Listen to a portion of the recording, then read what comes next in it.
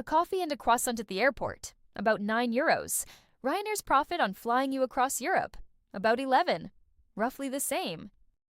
And that somehow builds Europe's biggest airline, over €2.25 billion in profit last year on €50 fares, because the fare was never where the money was. Here's how the whole machine works, and how it nearly died before it ever really flew. We'll start with what Ryanair actually is, and how big it's become. Then the near bankruptcy that created it, how it really makes money, the cost advantage no rival can match, the numbers behind a record year, and what could still bring it down. Start with the scale, because it's hard to believe. Last year, Ryanair flew 208 million passengers, more than any other airline in Europe, more than most countries have people. It runs a fleet of around 650 aircraft, and everyone is the same plane, a Boeing 737, one single type. Hold on to that detail. It matters more than it sounds. The pitch to you is simple. Get from A to B for less than almost anyone else. Fares that can start near €20, an average last year of about 50. And for that, you get a seat. Just a seat, no free bag, no chosen seat unless you pay. No free anything, really. Most people think that stripped down, slightly annoying experience is a flaw in the plan. It isn't. It is the plan. And to see why, you have to go back to when Ryanair was almost finished. Ryanair started in 1984, in Ireland, named after its founder, Tony Ryan. Its first flight in 1985 was a 15-seat turboprop from Waterford to London. It tried to compete the normal way on service. It did not work. By 1990, it had piled up around £20 million in losses. It was close to collapse. Then, a young accountant named Michael O'Leary was brought in to fix it or shut it down. Around 1990, O'Leary flew to America to study an airline called Southwest and its founder, Herb Kelleher. Southwest had a radical idea. One type of plane, no frills, dirt-cheap fares, fast turnarounds. Fly more people, more often, and make it up on volume. O'Leary became chief executive in 1994 and pushed that model harder than anyone in Europe. He slashed the route map to a handful, moved the base to cheaper London Stansted, and cut everything that cost money and didn't fly the plane. Free meals, gone. Travel agents, cut out. The bet was brutal and simple. Be the cheapest by a mile and never stop cutting costs. Ryanair went public in 1997 and then did what the old airlines couldn't. It grew relentlessly for 30 years, through recessions, oil shocks, and a pandemic that grounded the world. In 2021, COVID cost Ryanair over $1 billion in a single year. Most of its rivals needed government bailouts to survive. Ryanair didn't. It had the lowest costs and the strongest balance sheet, so it came out the other side bigger, while weaker airlines shrank or disappeared. Which brings us back to the question from the start. If the fare is only about €50, and it often barely covers the cost of flying you, where does $2 billion in profit actually come from? The answer is the cleverest part of the whole business. Think of the cheap seat as bait. Ryanair's whole goal is to fill every plane. Last year, its planes flew 94% full. To do that, it sets fares low enough to be almost irresistible.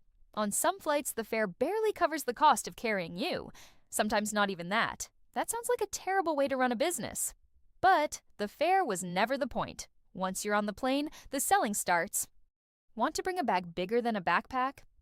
Fee. Want to choose your seat so your family sits together? Fee. Priority boarding. Extra legroom. A sandwich. A drink. A scratch card. A hotel. A hire car. Each one, a little more margin. Added up, and last year Ryanair made about €24 per passenger from these extras.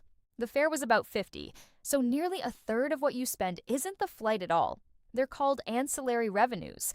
Across 200 million passengers, they run into billions. And here's a number that captures how strange this business is. In the 6 summer months, Ryanair made about €2.5 billion. But the full year was only $2.25 billion, which means the winter half actually lost money. A few summer months carried the entire airline. Still, cheap fares plus add-ons isn't the real engine. Plenty of airlines copied that and still went bust. There's a second engine, and it's the one almost nobody can copy. Any airline can announce low fares. The hard part is making money at them. Ryanair can because it has spent 30 years building the lowest costs in European aviation, and the gap is still widening. How? Start with that single type of plane. One plane means one set of spare parts, one training program, one maintenance routine. Crews are interchangeable across the whole fleet. That's a huge permanent saving rivals can't match because they fly a mix of jets. Next, the airports. Ryanair often flies to smaller, secondary airports outside the big cities. They charge far less than the major hubs. And the planes can land, unload, reload, and take off again in well under an hour. A plane only earns money in the air. Faster turnarounds mean more flights a day and more revenue per aircraft. Then scale. Ryanair orders hundreds of jets at a time, often when Boeing most needs the deal, so it buys them cheap. It locks in its fuel price years ahead, smoothing out the oil swings that wreck rivals. And it sells almost every ticket directly through its own app, no middleman taking a cut.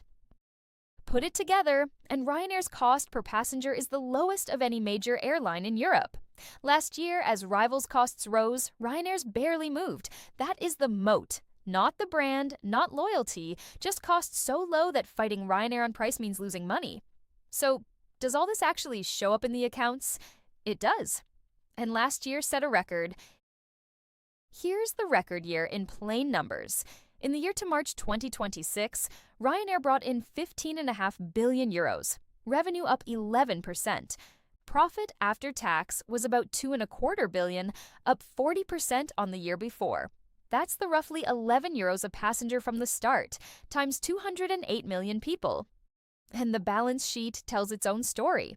Remember, this is a company that lost over $1 billion during COVID and once carried heavy debt. Today, it sits on net cash, more cash than debt, and it's rated investment grade by the major agencies. It's been handing that cash back, buying back its own shares for years.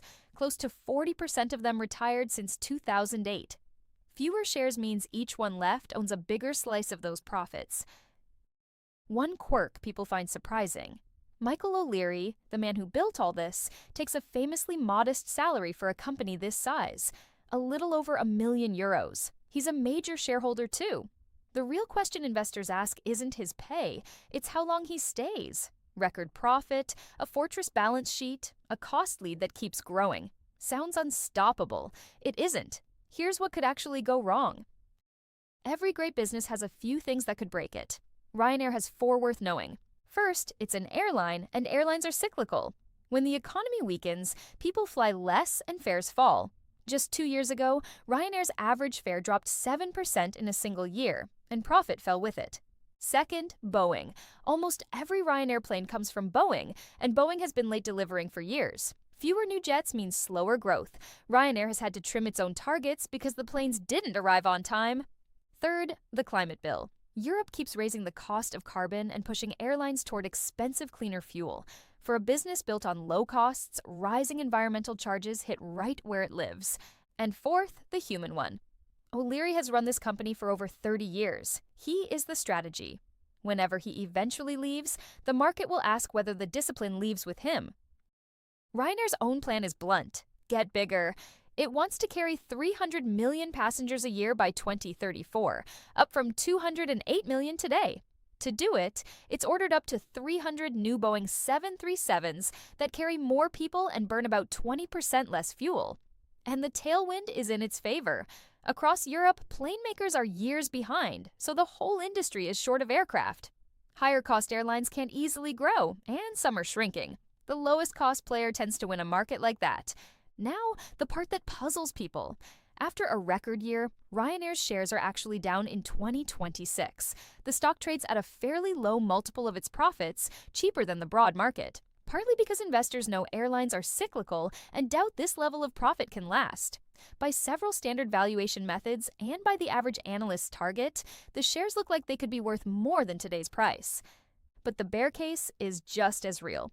A weak summer, more Boeing delays, rising carbon costs, and that question mark over who follows O'Leary. Whether that gap is an opportunity or a warning is exactly the kind of thing we pull apart in our research.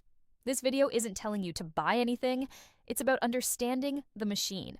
So, back to where we started.